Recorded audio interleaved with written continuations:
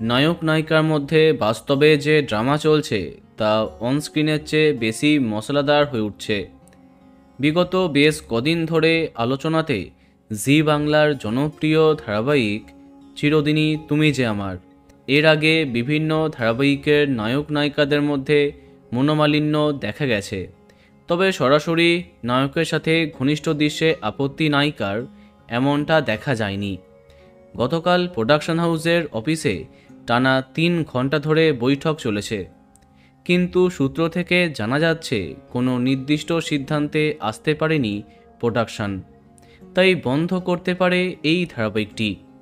Channel কর্তৃপক্ষের হাতে এমনিতেই দুটো মেগা পাইপ লাইনে আছে। প্রথমে জিতু কমলকে ধারাবাহিক থেকে বাদ দেবার সিদ্ধান্ত নেওয়া হয়েছিল, কিন্তু দর্শকের প্রতিবাদের জেরে শুধুমাত্র জিতুকে বাদ দেওয়া সম্ভব হচ্ছে না। এমন সময় বন্ধ হবার আশঙ্কায় চিরদিনই তুমি যে আমার, কেননা বর্তমানে কাউকেই বাদ দেওয়া সম্ভব হচ্ছে না, আর তারা একসঙ্গে এই কাজটাও করতে চাইছেন না। গতকাল মিটিংয়ের পরে দিতিপ্রিয়া, জিতু কাউকেই ফোনে পাওয়া যায়নি। দেখা যাক এর পরবর্তী মিটিংয়ে কী সিদ্ধান্ত হয়।